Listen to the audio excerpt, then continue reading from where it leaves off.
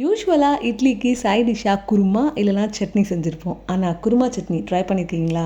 செம்ம டேஸ்ட்டான இந்த குருமா சட்னியை செய்யலாமா? இது செய்கிறதுக்கு முதல்ல குக்கரில் ஒரு 3 டேபிள் ஸ்பூன் அளவு எண்ணெய் சேர்த்துட்டு பிரிஞ்சி இலை, பட்டை, நட்சத்திர சோம்பு, கல்பாசி எல்லாத்துலேயும் 2 சேர்த்துட்டு நல்லா பெரிய சைஸில் வெங்காயம் 2 சின்ன சின்னதாக சாப் பண்ணி சேர்த்துட்டு நல்லா பெரிய சைஸில் தக்காளியும் சாப் பண்ணி சேர்த்துட்டு இப்போ இது கூடவே 1 டேபிள் ஸ்பூன் அளவு கல்லுப்பு, 1/4 டீஸ்பூன் மஞ்சள் தூள், கூடவே 1/4 கிலோ கத்திரிக்காய், 1/4 கிலோ உருளைக்கிழங்கும் 2ம் சின்ன சின்னதாக கட் பண்ணி சேர்த்துட்டு இதை நல்லா வதக்கிக்கலாம். ஃபஸ்ட்டு நல்லா வதக்கினதுக்கப்புறமா இதில் 1 டேபிள் ஸ்பூன் அளவு தனி மிளகாய் தூள் சேர்த்துருக்கேன். காரம் நீங்கள் பார்த்து சேர்த்துக்கோங்க. இது கொஞ்சம் மீடியம் காரமாக தான் இருக்கும். இப்போது காய்கறிகள் மூழ்கிற அளவுக்கு மட்டும் தண்ணி விட்டுட்டு குக்கர் மூடி போட்டு மூடி 3 விசிலுக்கு விட்டுடலாம். இது நல்லா வெந்துட்டுருக்க சமயத்திலேயே மிக்ஸி ஜாரில் ஒரு அரை மூடி அளவு தேங்காவை துருவி சேர்த்துட்டு 1 டேபிள் ஸ்பூன் சோம்பு கொஞ்சமாக தண்ணி விட்டு நல்லா மையாக அரைச்சி கொண்டு வந்துடலாம். இப்போது விசில் ரிலீஸ் ஆனதுக்கப்புறமா வெந்த காய்கறிகளில் ஒரு 2 கரண்டி அளவு இந்த விழுதோடு சேர்த்து அகைன் ஒரு வாட்டி நல்லா அரைச்சிட்டு இந்த விழுதையும் இந்த குருமாலையும் சேர்த்துட்டு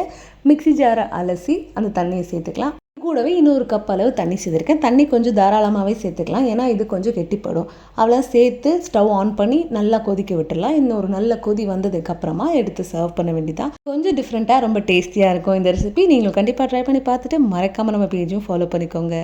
டாட்டா.